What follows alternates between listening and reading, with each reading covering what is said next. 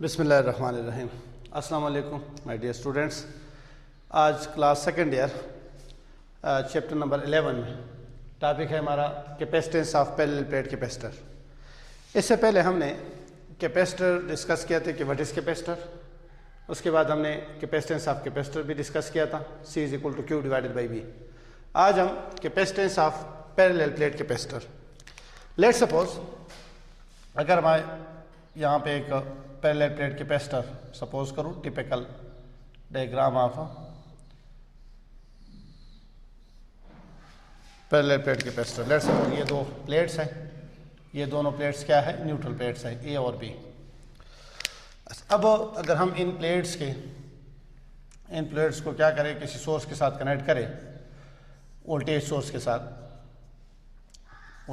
साथ, तो यहाँ पे क्या होता है, यहाँ पे हम कहते हैं पॉजिटिव चार्ज स्टोर्ड होगा, इधर नेगेटिव चार्ज स्टोर्ड होगा, नेगेटिव चार्ज। लेट सपोज यहाँ पे प्लस क्यू चार्ज स्टोर्ड हो रहा है, तो यहाँ पे माइनस क्यू चार्ज स्टोर्ड होगा। जनरली हम कहते हैं कि क्यू चार्ज स्टोर्ड होगा। Now if distance between the plates is D, distance between the plates is D, area of both the plates is A, area जो है area of plates, both the plates का जो area है वो let suppose A है। और इन charges की वजह से electric field between the plates, अगर यहाँ पे मैं इलेक्ट्रिक फील्ड शो करूँ तो let suppose electric field between the plates जो है वो है E, electric field between the plates जो है वो E से डिनोट करते हैं, E से। तो कल टॉपिक पे हमने ये पढ़ा था कि charge stored on the plates is directly proportional to potential difference, और charge stored on the plates is equal to C into V। इस C को हमने कहा था कि C is capacitance of capacitor, that is Q divided by V। इसका अगर मैं नाम दे दूँ इक्वेशन नंबर 1। अगर हम कल वाले टॉपिक से C is equal to Q divided by V की बात करें, now surface charge density of the plates, surface charge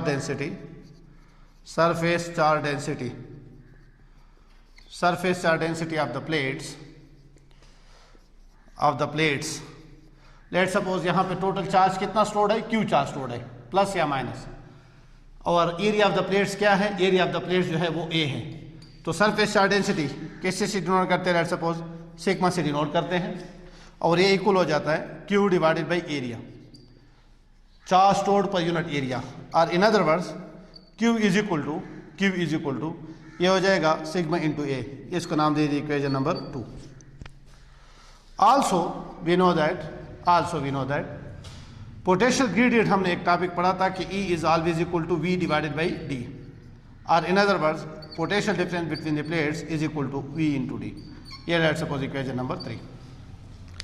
इस इक्वेशन के अंदर what is V, potential difference between the plates, what is E, electric field, what is the distance between the plates.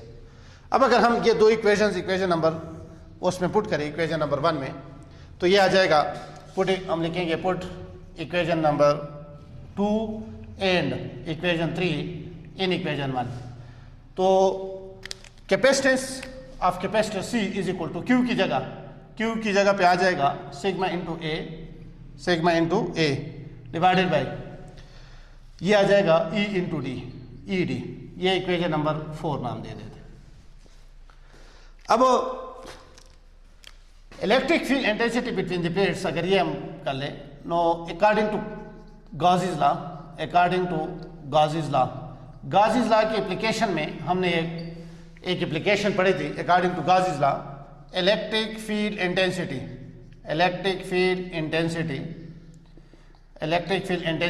Between two oppositely charge plates,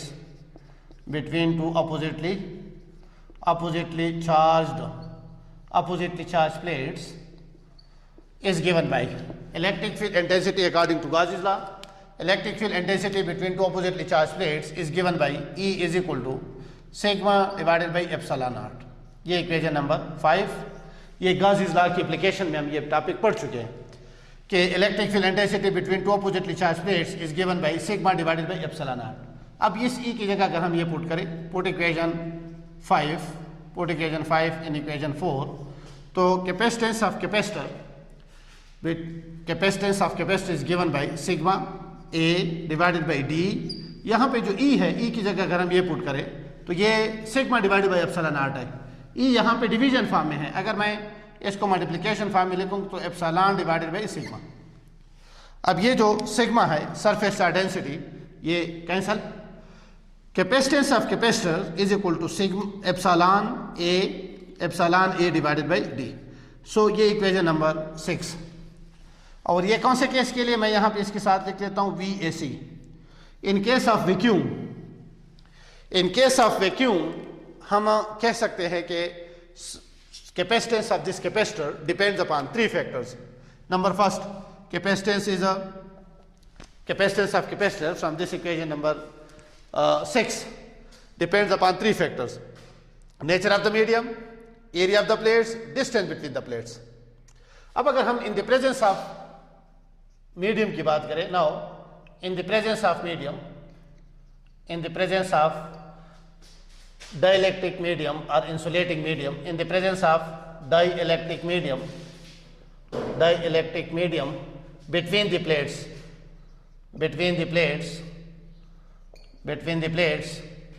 क्या हो जाएगा, capacitance of capacitor C for medium ये equal हो जाएगा हमारे पास epsilon A divided by D. Epsilon naught की जगह पे एप्सिलॉन आ जाएगा।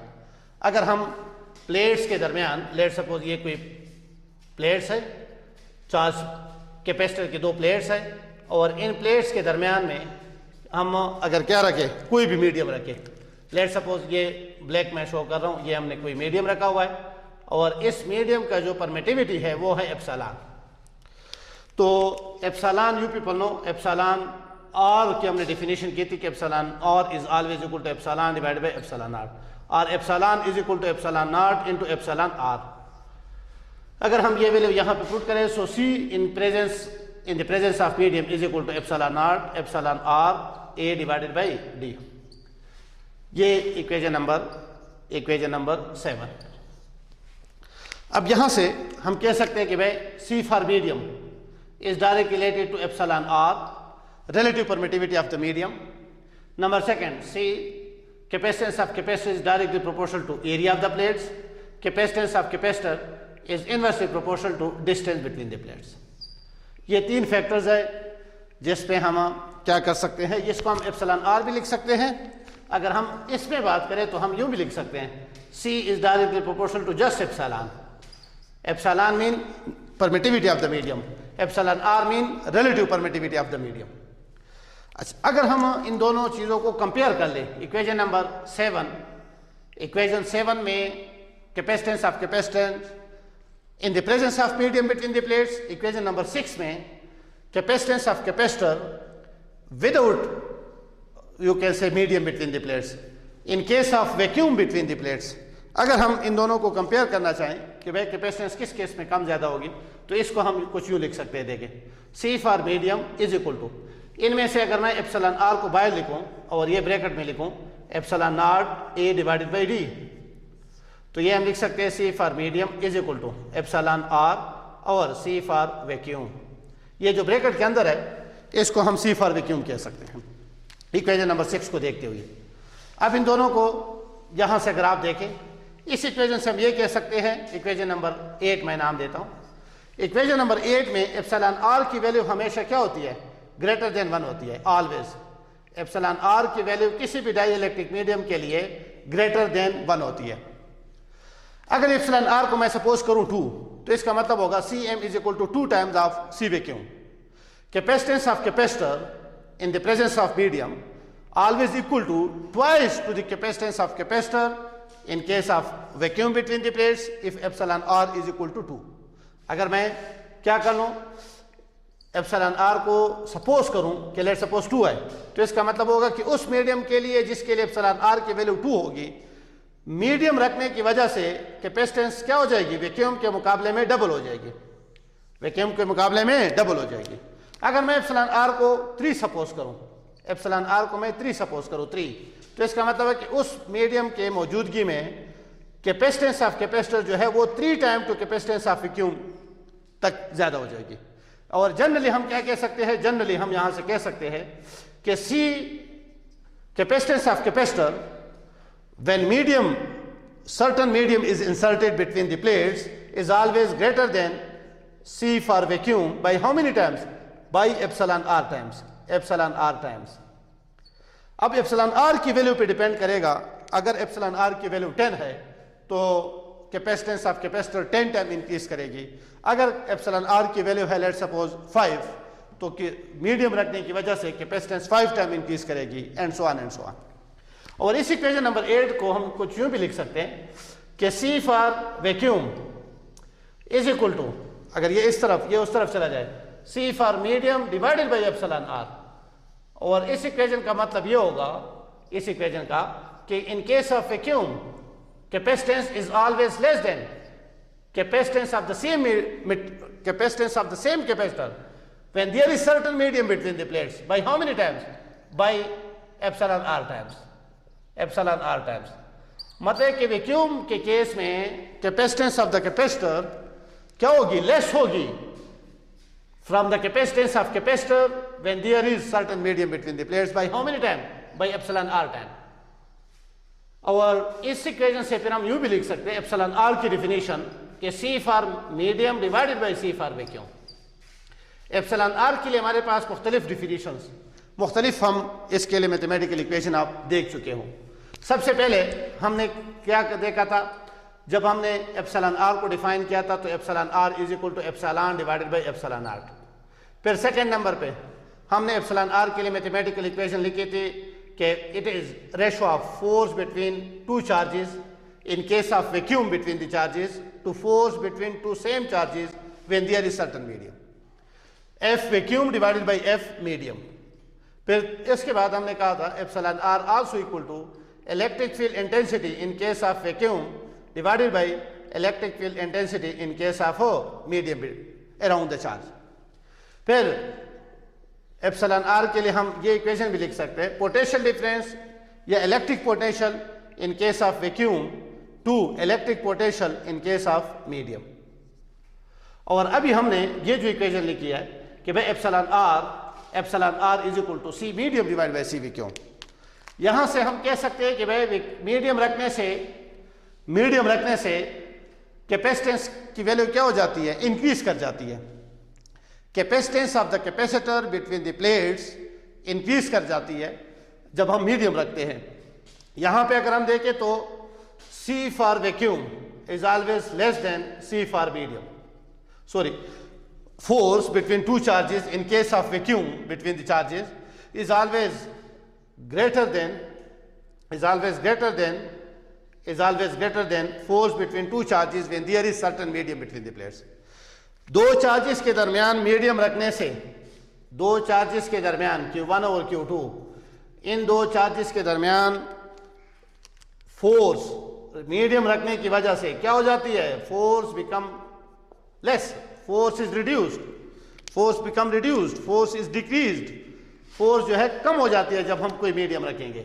इन दो चार्जेस के दरमियान फोर्स कम हो जाती है. Electric field intensity between two points are in other words due to a single point charge if it is surrounded by certain dielectric medium. जब मीडियम हम रख लेंगे चार्ज के गिर्द तो एक बार फिर मीडियम की वजह से इलेक्ट्रिक फील्ड इंटेंसिटी क्या हो जाती है? रिड्यूस कर जाती है. क्या हो जाती है? रिड्यूस कर जाती है. पोटेंशियल डिफरेंस वाले केस में भी यही कुछ होगा. पोटेंशियल डिफरेंस वो भी वैक्यूम वाले केस में पोटेंशियल डिफरेंस ज्यादा होता है, मटेरियल वाले केस में कम होता है. लेकिन यहां पे हम क्या देखते हैं? C for medium is greater than C for vacuum. Medium रखने की वजह से कैपेसिटेंस इंक्रीज कर देगी, electric field intensity decrease, potential difference decrease, force decrease. तो ये आज हमने टॉपिक डिस्कस किया capacitance of two parallel plate capacitor. ज़रा देख लें, अगर हम इसको रिवाइज कर लें तो बेटा टॉपिक का नाम था हमारा capacitance of parallel plate capacitor. इधर देख, तो सबसे पहले हमने सपोज किया कि for example if we have a parallel plate capacitor, तो जब हम इसको बैटरी के साथ कनेक्ट करते हैं तो इसके ऊपर चार्ज स्टोर्ड होता है एंड दिस चार्ज स्टोर्ड मतलब capacity of a capacitor to stored electric charge, मतलब चार्जिंग कैपेसिटी जिसको हम कहते हैं, is called capacitance. C is equal to Q by V. फिर Q को हमने क्या लिखा? Q is equal to sigma into A. Sigma is charge density, surface charge density, A is area. E is equal to V by D. ये जो V है इसको हम लिखेंगे E into D. Electric field intensity between the plates, distance between the plates. Potential difference between the plates, इन दो plates के दरमियान जो पोटेंशियल डिफरेंस होगा, पोटेंशियल डिफरेंस जिसको हमने V से डिनोट किया हुआ है, वो किस चीज़ का इक्वल होता है? हमेशा ED का इक्वल होता है. Potential difference between the plates always equal to E into D. ये दोनों इक्वेशन हमने इक्वेशन नंबर 1 में पुट किए तो इक्वेशन नंबर 4 आ गई. इस इक्वेशन 4 के अंदर हमने electric field intensity according to Gauss law, application of Gauss law में हम ये पढ़ चुके हैं. ये चीज़ हमने यहाँ पे पुट कर दी तो ये चीज़ आ गई. ये वैक्यूम के लिए कि भाई C for vacuum, C is directly proportional to epsilon r, directly proportional to area, inversely proportional to D. लेकिन जब हम कहेंगे directly proportional to nature of the medium, so area of D को constant रखेंगे. अगर हम कहते हैं directly proportional to area, तो nature of the medium और D को constant रखेंगे. अगर हम कहते हैं inversely proportional to distance between the plates, तो इसका मतलब कि area और इसको अगर हम दोनों constant रखें. MCQ पॉइंट ऑफ व्यू से यहाँ पे यह आ सकता है कि अगर हम सिर्फ एरिया को डबल करें, बाकी दोनों चीज़ों को कांस्टेंट रखें, capacitance will increase by 2 time. Area को कांस्टेंट रखो, इसको कांस्टेंट रखो, डी को डबल करो, capacitance will decrease by 2 time, become half. अगर हम इन दोनों क्वांटिटीज को डबल करें, एरिया और डिस्टेंस दोनों को डबल करें, कैपेसिटेंस विल रिमेन सेम. दोनों को हाफ करें, दोनों को हाफ करें. सो वंस अगेन अगर हम इन दोनों को हाफ करें, ए को भी डी बाई 2 कर ले, इसको भी डी बाई 2 कर ले, तो ये दोनों कैंसिल हो जाएंगे. Once again remain same. Area को हाफ करे, इसको डबल करे, capacitance will decrease by 4 time. Area को डबल करे, डी को हाफ करे, capacitance will increase by 4 time, and so on and so on. बहुत सारे क्वेश्चन इस तरीके से बन सकते हैं MCQs. In the presence of medium अगर हम बात करें तो in the presence of medium हम कहते हैं कि अगर दो प्लेट्स के दरमियान हम कोई भी मीडियम रखें such that permittivity of this medium is epsilon, तो फिर क्या होगा? In case of medium is equal to epsilon A divide by D. Epsilon की जगह epsilon naught, epsilon are A divide D. फिर हमने ये 3 फैक्टर्स और इन दोनों फैक्टर्स को हम एक भी लिख सकते हैं. इसके बाद हमने इसमें से एप्सिलॉन आर को कॉमन किया, इसको ब्रैकेट में लिखा, इसकी जगह सी वैक्यूम लिख लिया, इन दोनों के कंपैरिजन आ गए. फिर ये बातें डिस्कस हो गई, and so on and so on. अगले लेक्चर में इंशाल्लाह हम energy stored by capacitor discuss करेंगे. Thank you so much. अल्लाह हाफिज़.